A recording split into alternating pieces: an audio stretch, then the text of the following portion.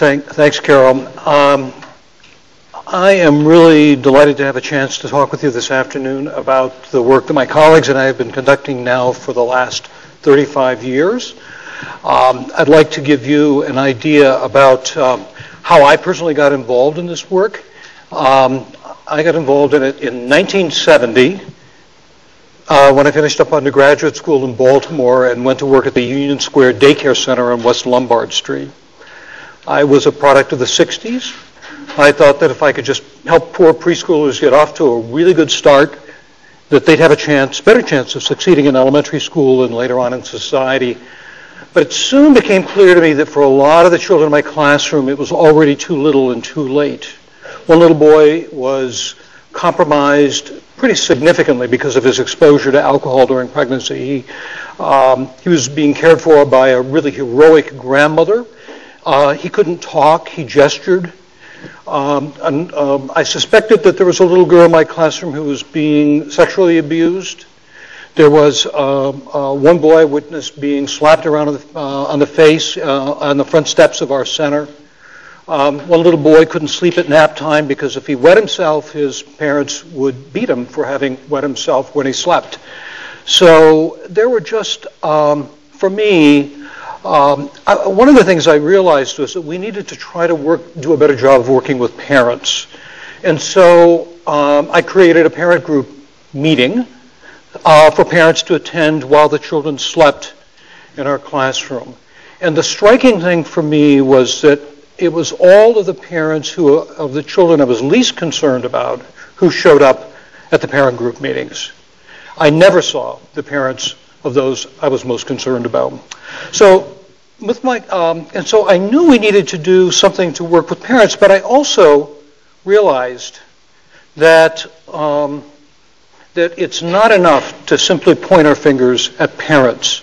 If you walked outside of the front door of our center on West Lombard Street, this is the kind of condition you would see. This looks almost identical to a small store that was directly across the street from our daycare center. I think that we need to keep in mind when we think about parents' behavior and their care of their children that they live in social and material contexts that are often overwhelming. In our center, there was a big emphasis on eating healthy diets way back in 1970 or 71, 72.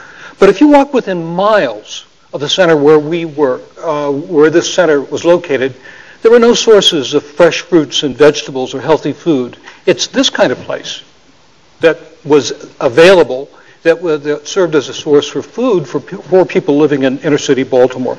The rates of unemployment were off the charts. The housing stock was terrible. The park where I would take children to play was unsafe. And the rates of crime were very high. This is the same neighborhood that the HBO series The Wire was supposed to have been located in. My colleagues and I, literally there have been hundreds of people who have been involved in this work over the last 3 decades. This slide shows some of those key people who have been with us now for a long period of time. We eventually developed this program of prenatal and infancy home visiting by nurses that is focused on low-income mothers having their first babies. And we think that the power ultimately can be traced to what all of us as human beings have, and that's an instinctual drive to protect our children.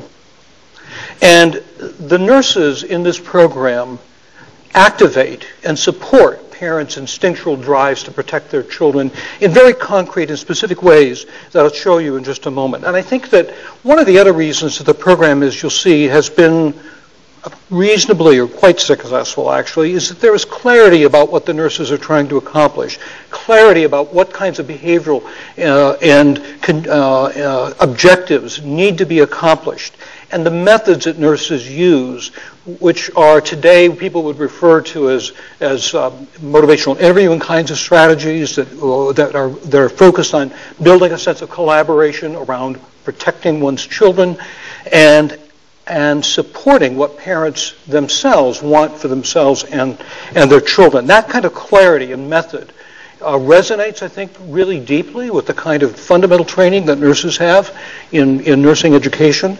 So I think that there is a very fortunate confluence of parents' motivation, nurses' training, clarity in the program that we think is crucial to its success.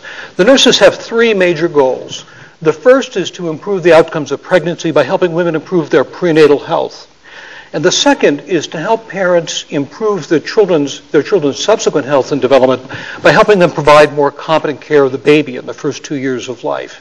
And the third goal is to help parents become more economically self-sufficient by helping them develop a vision for what life might be like for themselves and for their children at this critical stage in their lives, because they're moving from being a single person without a child into becoming a parent. And there's pretty good evidence from animal studies and some human studies that this represents a major transition, both socially and behaviorally and biologically. A lot of genes get expressed at this stage in human development that we think are crucial for parents' abilities to protect their children. And in the course of those conversations with parents about what they want for themselves, the nurses guide them into conversations about, well, are you going to complete your education? Are you going to find work? And maybe critically most important, when are you going to have your next baby? And what are you going to do about planning the timing of that next pregnancy? In all of this, the nurses involve fathers and grandmothers and other concerned family members, and they link up families with other needed health and human services in the community. We've tested the program in 3 separate randomized controlled trials over the last 3 decades. First in Elmyra, New York, with a sample of what was primarily low-income whites. Then in Memphis, Tennessee, with a fairly large sample of African American families, and more recently here in Denver with a sample that included a large portion of Hispanics. A couple of key things that are important to keep in mind about these trials. First, we had very high rates of sample recruitment, very large portions of the population. In Elmyra and Memphis, 80 to 90% of the entire population registered in the trials. In Denver, it's a little more complicated. I'll tell you about that in a moment.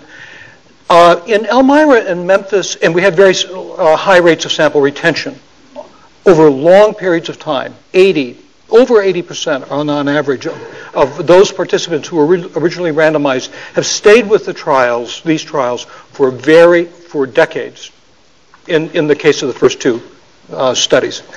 And the other thing that's important to recognize is that in Elmyra and in Memphis, there were no limitations in access to care. There was a free antepartum clinic in Memphis or in Elmyra, where women could get prenatal care. All of the obstetricians in Elmyra or in Chemung County, New York, accepted Medicaid. And there were 2 large pediatric groups, 2 hospitals in the community. Access to care was not an issue. And in addition to this, the control groups in our Elmyra study were provided free transportation for regular prenatal and well child care, regular sensory and developmental screening services, and referral for further evaluation and treatment. So that became the baseline against which this intervention was tested.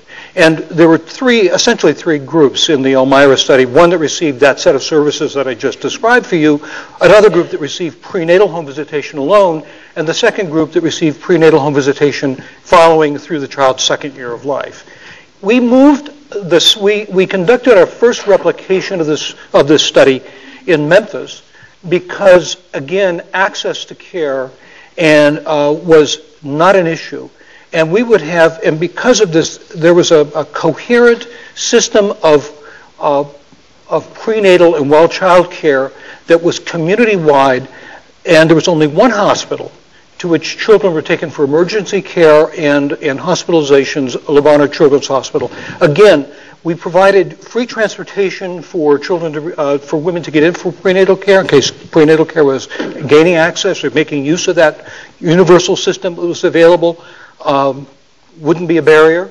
And all the children were screened for sensory and developmental problems and referred for further evaluation throughout all of our assessments. So again, the baseline is compared to what one might expect in an optimally operating office-based system.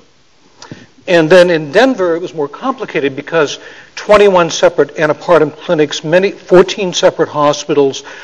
We couldn't have face-to-face interaction with prospective participants to recruit them into the studies. And in Denver, we essentially had 75% of those who were invited participate in the study. By most standards, that's a pretty high rate of acceptance. In Memphis, it was 96%.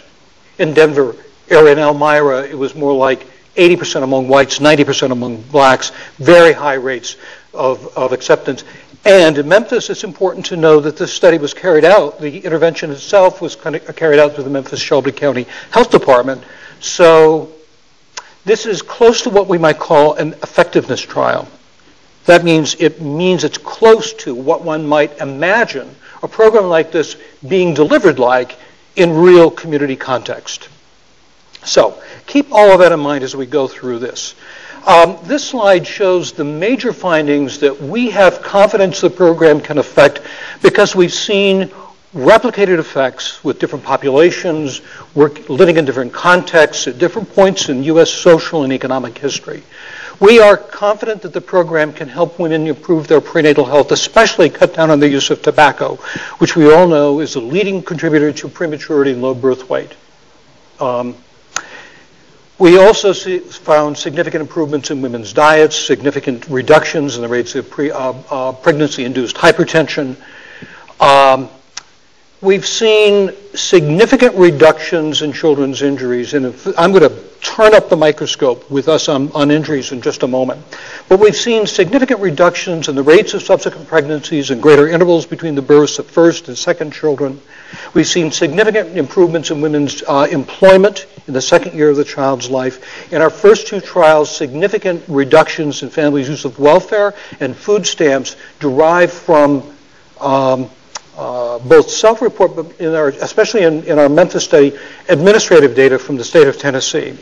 We've seen significant improvements in children's school readiness and academic achievement that is limited to those children born to mothers with lower psychological resources. And by that we mean higher rates of depression, anxiety, limited intellectual functioning, limited sense of control over their life circumstances. These are parents who have limited capacities to protect themselves and to protect their children. And you'll see in a moment this is important from the standpoint of understanding the impact of the program on the prevention of injuries. In general, the program's impact is greatest for those who are most susceptible. This slide shows from our original Elmyra trial the number of emergency department contacts in the first year of life in Elmyra. There is a significant reduction in the number of emergency department encounters in the first year of life, but this is not due to a reduction in injuries. It's due to a reduction in utilization of the emergency department for the kinds of conditions that could be better addressed in the context of primary care. In the second year of life, though, we see significant reductions in the number of injury encounters overall again, but those differences are largely accounted for by reductions in encounters for injuries and ingestions. And it's important I think it's meaningful, I should say, that it's in the second year of life that we see the most profound or pronounced effect of the intervention on injury encounters, because it's in the second year of life, I'll be with you in a second, that children are most mobile. And it's that from a developmental epidemiologic perspective, the rates of injuries go up as children become mobile in that second year of life. Yes, sir. I can't hear you. Thank you very much. I should have taken your comment when you first raised your hand. P-nurse means pregnancy alone. I'd mentioned that very briefly. That group is visited during pregnancy alone by nurses. And PI means that they're visited during pregnancy and infancy. Anybody else have any questions that I should be answering right now? Okay. All right. Thank you. Now, in the 2-year period following the end of the intervention at age 2, there also was a significant reduction in the number of emergency department encounters for all causes. But there were no differences in encounters for emergency department encounters for injuries and ingestions over that 2-year period. Whether that means that the program was not really effective in that 2-year period on injuries and ingestions is not clear. It could be. In fact, I suspect that this is the case. It's a matter of statistical power. By the time we began doing our follow-up work in the Elmyra study, we decided we should better understand what are some of the mediators that might account for this impact of the program on things like injuries or maltreatment, which I'm going to turn to in just a moment.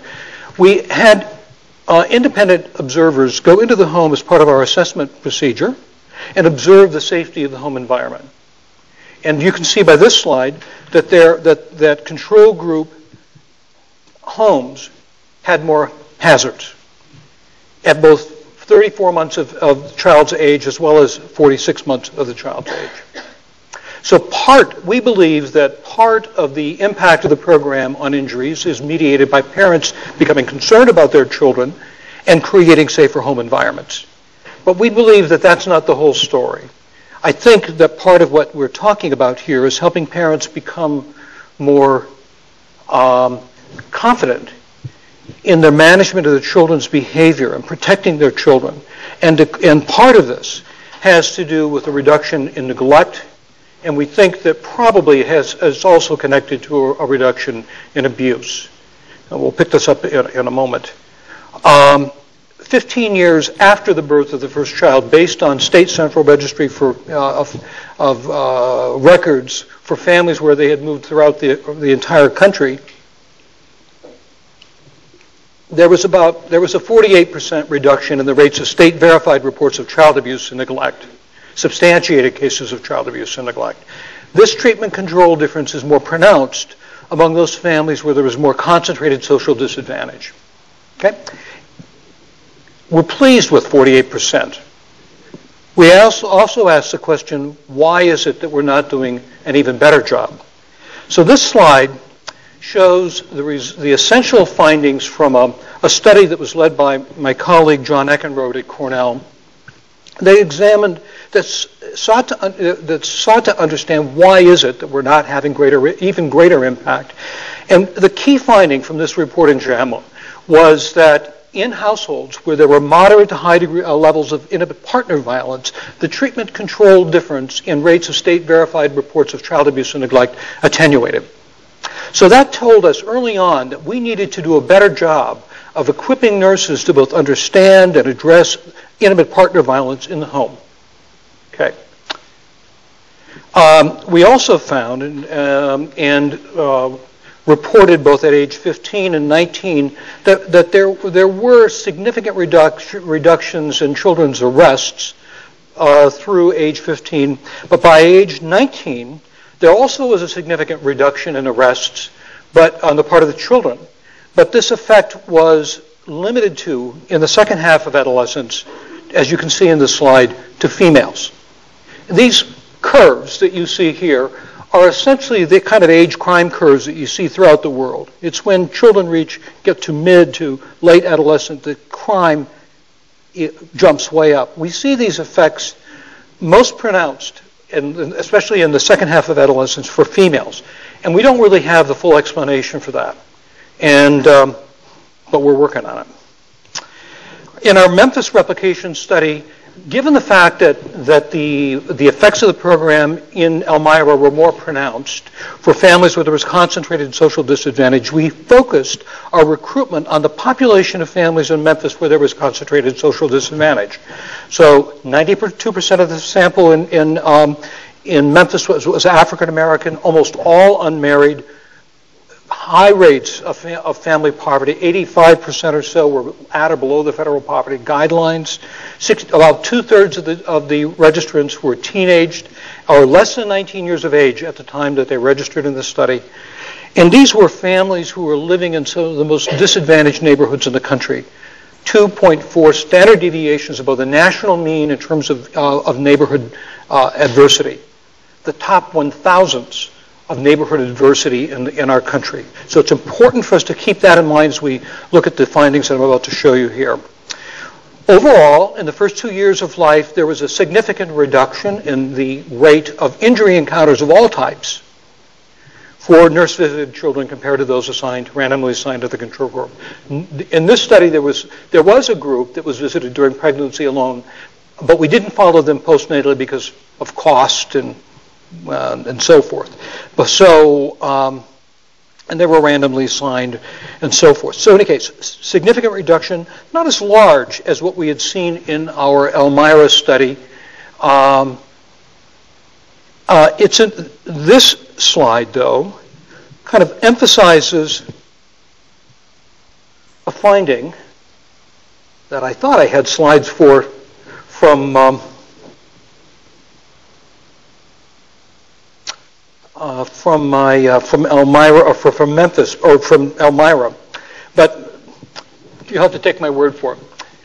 What we see here on this, on the y-axis, is the total number of healthcare encounters in which injuries were identified, either primary care encounters, emergency departments, hospitalizations for where injuries were revealed in the medical records. And on this axis, you see an index that we've created to characterize maternal psychological resources. I mentioned this before.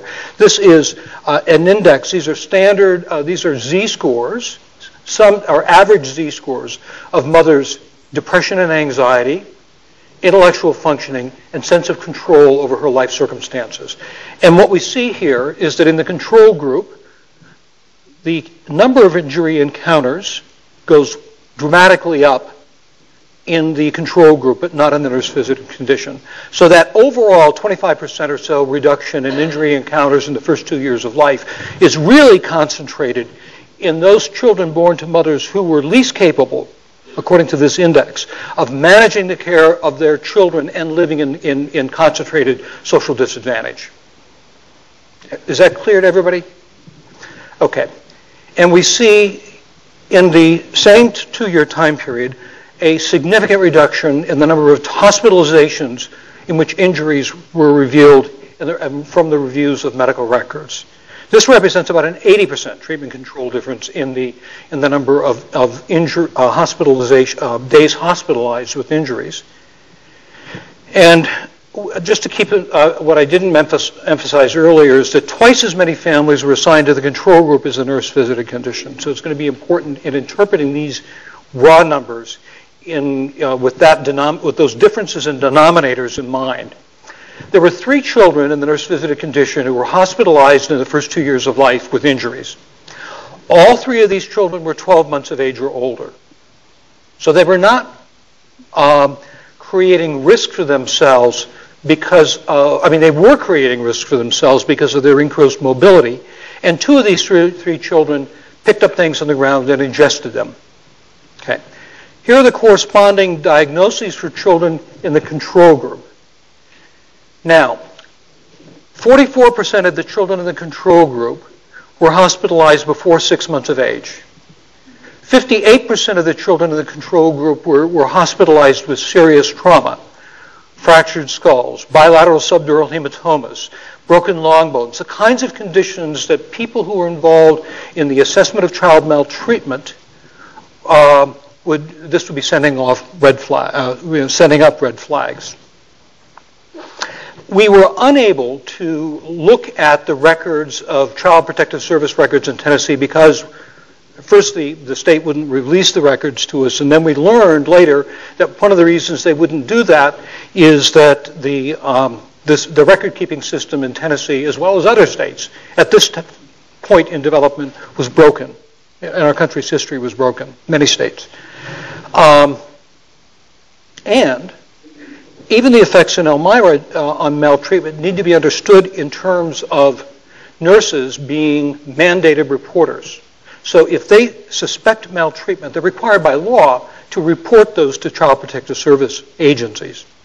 So the effects that you saw in Elmyra on the rates of state-verified reports of child abuse and neglect have to be understood in terms of the increased surveillance for maltreatment in the nurse-visited condition. So there's reasonable chance that the actual rates, the actual reductions in child maltreatment were greater than what we see in the official records. Okay? Any questions or thoughts about any of this so far? Okay.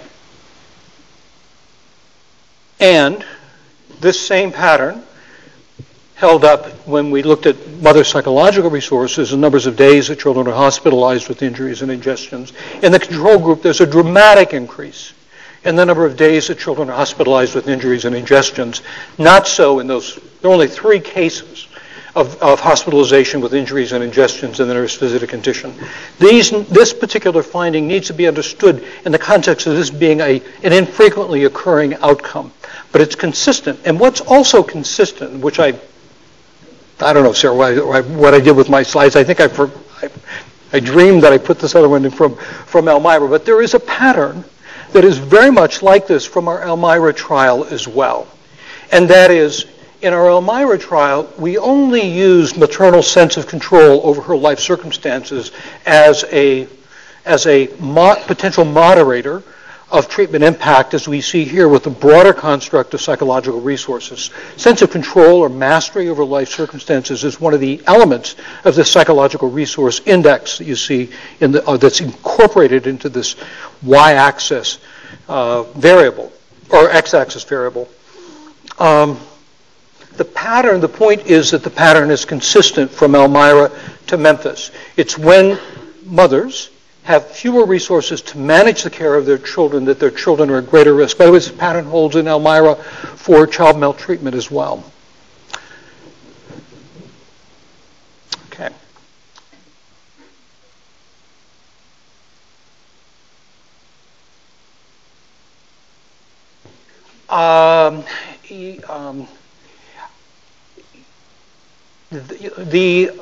These analyses, first of all, there are no treatment control differences in single versus because it's a randomized control trial, and there are no differences in that background characteristic. And that these effects that I showed you, let's say, in Memphis, when we talk about legal marriage, at registration, 98% of the mothers were unmarried. Okay, whether someone else was in the household or not, the findings end up getting more complicated, but there were no baseline differences in it. And yes, and what we did end up controlling for in the types of analyses that you see here are the degree of conflict that mothers are reporting with their partners, whether they're in the home or out of the home. If they have stable relationships with partners. Okay. When we look in Memphis at these reductions in injuries that I've just described for you, it's important to recognize that there was also corroborating evidence based, again, on independent, blind, or masked interviewers' observations of conditions in the home. And the homes of nurse-visited children were more conducive, if you want, for children's health and development, based on independent observations. There was a corresponding reduction from baseline through many years after the birth of the child in the mother's beliefs that are associated with child maltreatment. And this is the Bavelic inventory that many of you may know about. John, you know about.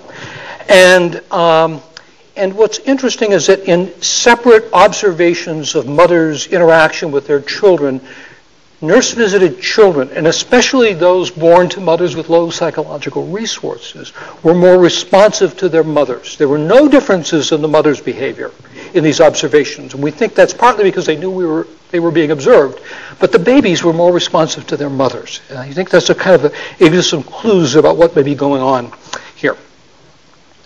And by the time these children in Memphis were 12, there was a significant and important increase in the children's reading and math achievement, but this effect was limited to those children born to mothers with low psychological resources.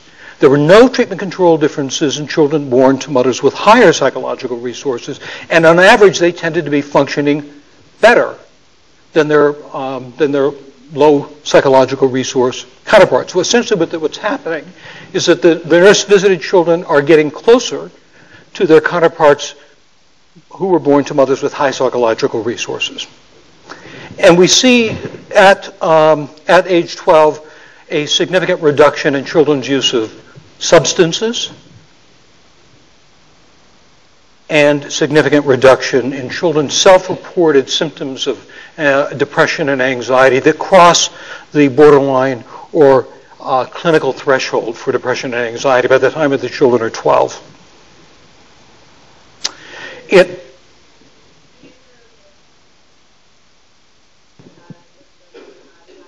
No, and thank you for raising that question. You might have expected that there would be differences, more pronounced effects, again, for the children with some of these behavioral or internalizing disorder problems that would be limited to, or at least more pronounced for those children born to mothers with low psychological resources, but it's not so. And there's another, thank you for raising that question, because we don't know for sure what might account for the differential impact on, let's say, behavioral and socio-emotional functioning, as opposed to more sort of cognitive and language-related outcomes, which are clearly more pronounced for children born to mothers with low psychological resources. Any other questions? Okay. In Denver, this is the pattern that we found overall. Nurses produced effects, and they continue to produce effects over time that are about roughly twice as large as what we see for paraprofessional visited families. And I don't think I emphasized that enough in our introduction. Many people started to develop home visiting programs in the late 80s and early 90s based on the results of our trials from Memphis and Elmyra. And the word went out that home visiting works. And we didn't object to that at first because we didn't know the extent to which our findings would apply to all visitor types, or whether they would be really limited to nurses who followed this particular model of home visiting. And if you looked at the randomized controlled trials of paraprofessional home visiting that had been conducted up until the early 90s, it was pretty clear that paraprofessional impacts were pretty limited. The word that some people have used for those findings was sobering. And what we asked in our Denver trial was whether we could boost performance of paraprofessional visited families if they worked with first-time mothers and they followed the same kinds of rigorous protocols, guidelines for home visitors to use in serving families. We adapted the program guidelines that had been used for nurses to be used by paraprofessionals and randomly assigned those registrants in the Denver metro area into either a control group that received the kinds of services I described for you before, a group visited by paraprofessional visitors, and a group visited by nurses. This is the pattern that we saw cutting across the same set of outcomes that we looked at in Elmyra and Memphis with these exceptions. We were unable to open the medical records in Denver because of the complexity of the system and the sources of care. We had hoped that we would be able to use Medicaid records to examine the impact of the program on injuries and ingestions and so forth, but it turns out in the period covered by this trial, Medicaid went from a fee-for-service system to a capitation system, and the Medicaid records at the state level were not maintained around individual encounters and diagnoses associated with those encounters. So we couldn't really understand the impact of the program on that set of related outcomes here, and we also were unable to gain full access to the Child Protective Service records in Colorado as well. My guess, and when I've spoken to representatives for, let's say, state legislative committees and that sort of thing. They've asked me what I think the impact of the program might be on Child Protective Service records, and what I say to them is I think it's likely to increase. I think it's likely to increase because we've got this surveillance that's operating, and because the systems are so overwhelmed that they are that we know that from Des Runyon's work in North Carolina that the actual rates of child abuse and neglect are found in official in population-based surveys are probably, they estimated, Des and Theodore estimated 14 times higher in the population than what you see in the official records. So if you're using official records, you're skimming the surface. And if you've got of what's really going on, if you've got nurses sort of calling attention to Child Protective Services, their concerns about particular families and the safety of the well-being of these children, Child Protective Service records are, in my view, a really poor source of information when you're doing this kind of a trial. Those children who end up in the system, those children who are indicated or where there's a substantiated case, they are a much greater risk for subsequent outcomes. But here you have significant surveillance bias in these trials. Okay. Since 1996, we have been working both in the U.S. and in other societies, as you'll see in a moment, to help new communities outside of research settings develop the NFP. We were invited by the U.S. Justice Department in '96 to replicate the program. And actually, when I got that call, I was not sure I wanted to do it because I was worried that the program would get watered down and compromised in the process of being scaled up. But today, the program is operating in 440 counties, most states, serving well over 23,000 families a year here in the U.S. And by the way, part of this, part of public interest in the program, I'm going to circle back to some of this replication stuff in just a moment. Part of the public interest, the policy interest in the program has been that there have been independent economic evaluations, such as that conducted by the Washington State Institute for Public Policy, that's estimated that on a per-family basis, using the results from our randomized controlled trials, that there's about a $13,000 per family benefit derived from this investment. And these are all discounted and put in present dollars and so on and so forth. So these analyses are done correctly. And just last week, the Pacific Institute for Research and Evaluation used both our original randomized controlled trials, but other propensity matching studies that have been conducted of the program throughout the country and estimated that, in fact, they come up with, when you look at both government returns and societal returns and returns to individuals, about an $80,000 per family benefit. And they do that because they've relied, among other things, on studies of infant mortality and prematurity that have been conducted, say, in Oklahoma and other places where the costs to human life and early neonatal care are very high. And so if you can't see it here, but there is, if you put, if you're curious, you can look at all of the methods that have been used for deriving these estimates of economic return. They've monetized outcomes that our group would not monetize because they're not based on the randomized controlled trials. So we have some apprehension, honestly, about the use of non-randomized controlled trials for estimating any of these benefits. But the advantage that, and the reason, their justification for including these propensity matching studies and deriving these estimates, is that sometimes some of the worst outcomes and the most costly outcomes are infrequently occurring. And we didn't have sufficient sample sizes in our trials to really estimate stably what the impact of the program would be on those infrequently occurring outcomes. So, these kinds of economic analyses have helped fuel interest in expanding the program in the U.S. And while people were moving towards expanding the NFP in the U.S., I worked with our team here. We've created a nonprofit organization here in Denver that's managing the national replication of the program, and it's organized around the functions that you see in this slide. We were concerned that unless you have deep community and organization and sometimes state commitment to developing the program well, it's like trying to throw seeds on concrete. And we also needed to have really excellent nurse education and consultation to guide nurses in learning and conducting this program really well.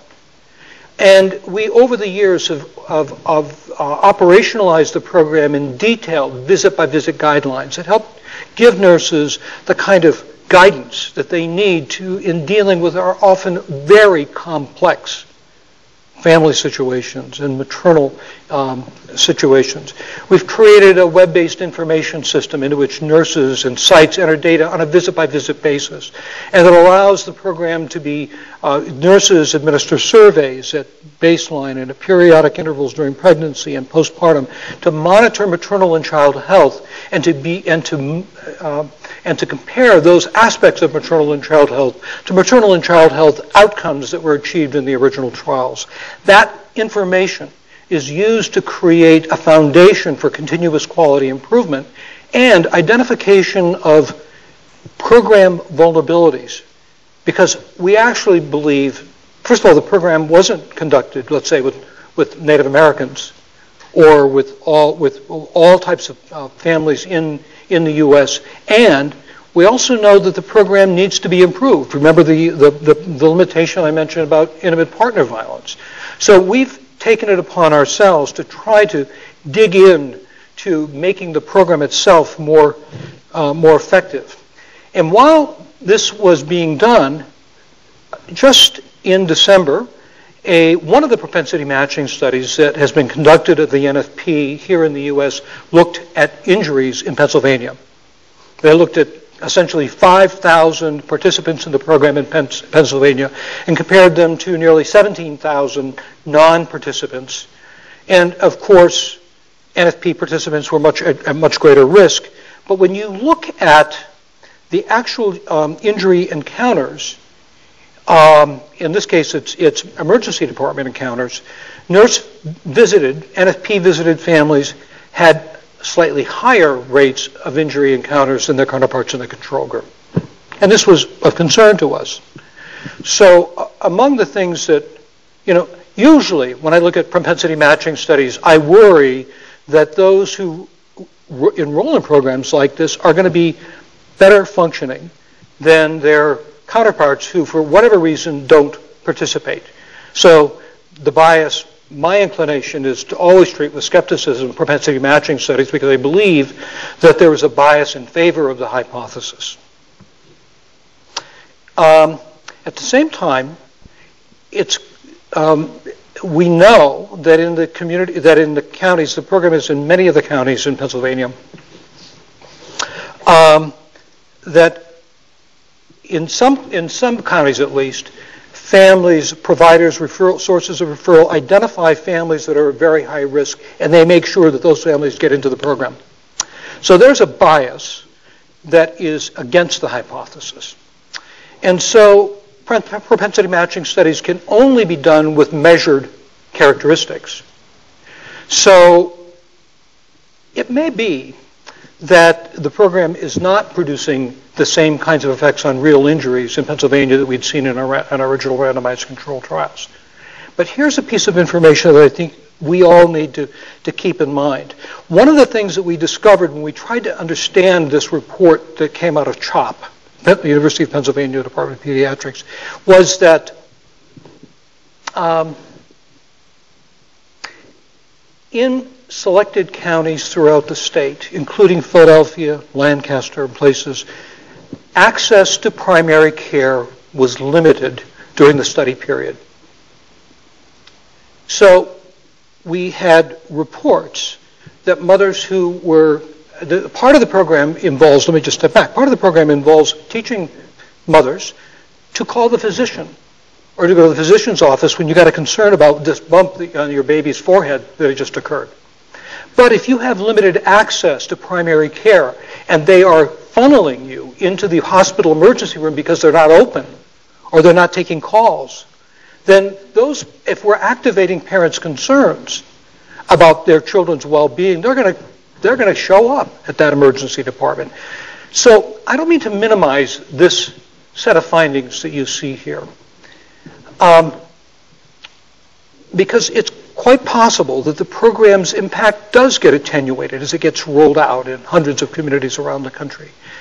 But it also draws attention, I think, to the importance of doing randomized controlled trials of programs like this as they get rolled out in community context with very large numbers.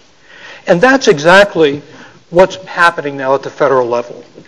The Nurse-Family Partnership served as a primary source of information in the development of the new National Maternal, Infant, and Early Childhood Home Visiting Program that's funded under the Affordable Care Act. They put about $1.5 billion into this evidence-based home visiting, and those monies are going out to states as we speak. Not all states are participating in this opportunity, but many are. They're conducting their own independent randomized controlled trial of the program through what's called the MyHope evaluation with a sample size of about 5,000. And because of the federal government's, they have a scientific review committee that has identified this program and are at least prenatally delivered home visiting programs as having the opportunity to improve newborn outcomes and perinatal health.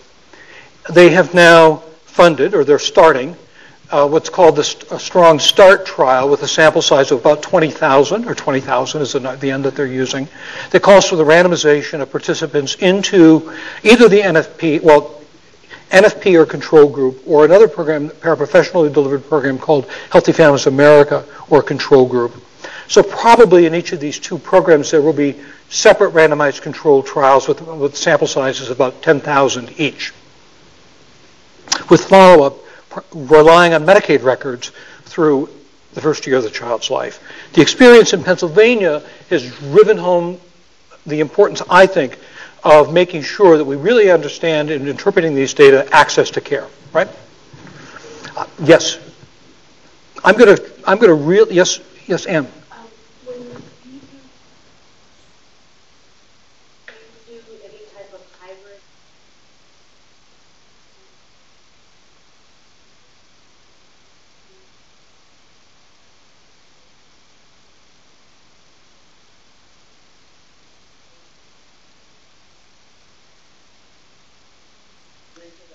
Yeah, that's a great question. Yes, the answer to that is yes, but I don't have time to get into it now. But the answer is yes, at the individual site level, at the state level, and even internationally.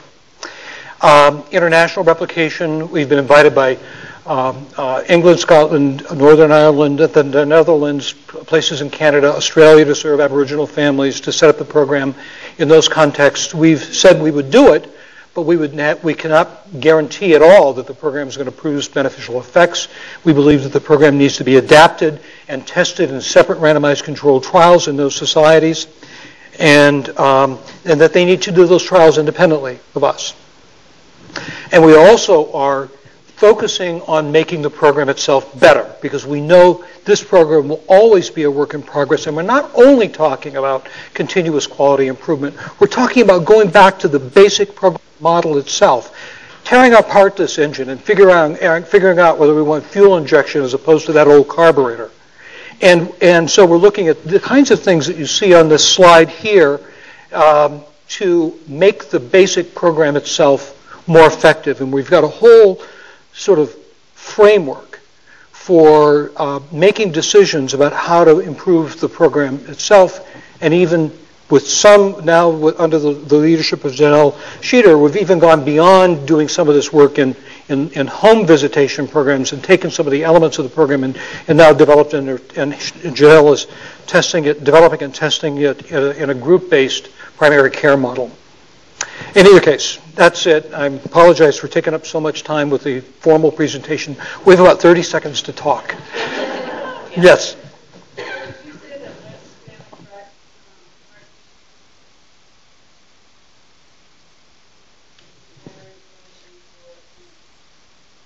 No, not yet. We have a team based at McMaster University in Hamilton, Ontario, that is leading a cluster-based randomized control trial of an intervention for NFP nurses to use to reduce intimate partner violence and its consequences. Essentially, if you look at this literature on intimate partner violence, at least according to Harry Macmillan, there are no interventions that would qualify as being considered to have high evidence that they really work in preventing intimate partner violence. And Harriet and Susan Jack at McMaster are actually leading the work that's going on in the context of our sites to address intimate partner violence. Yes?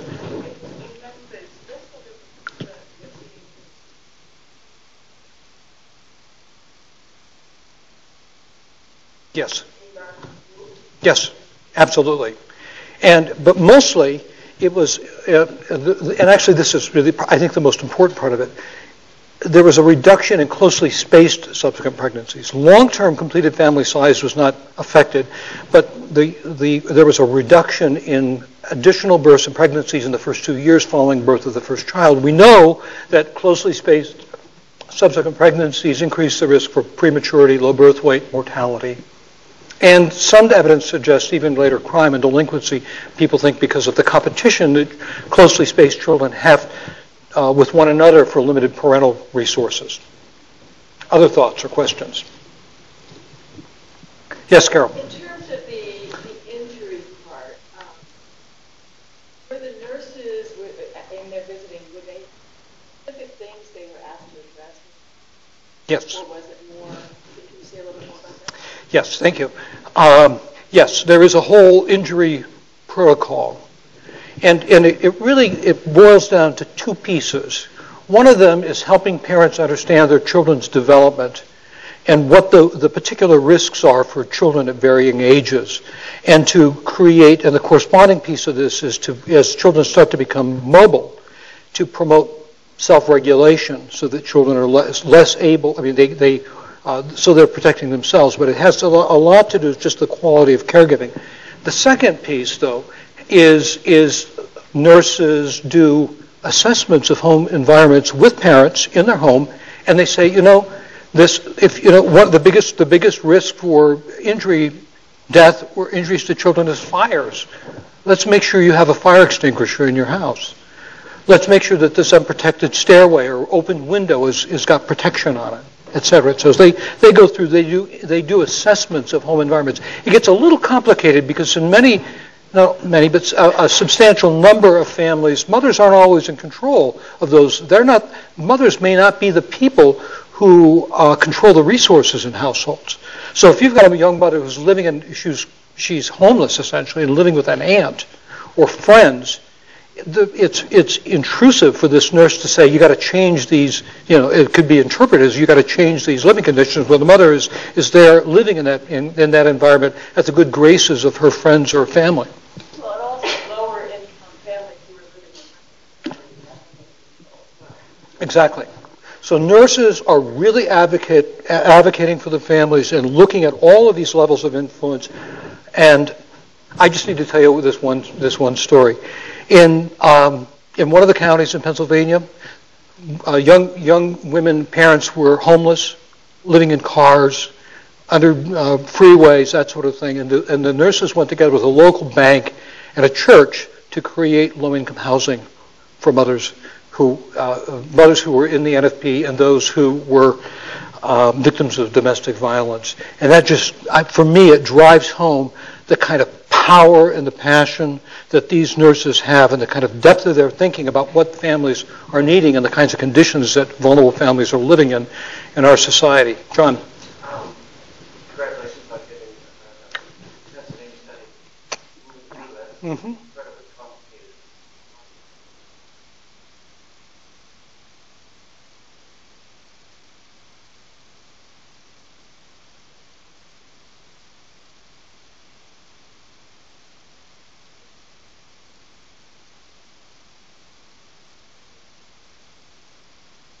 That's a great question, and no, they have not done that. And so I'm not involved with them directly, except I offer them thoughts about this as they go through it. But that's a great suggestion. I see people leaving. I'm happy to take more questions if you want to come up and talk briefly. Yes? Thank you. Yes, my pleasure.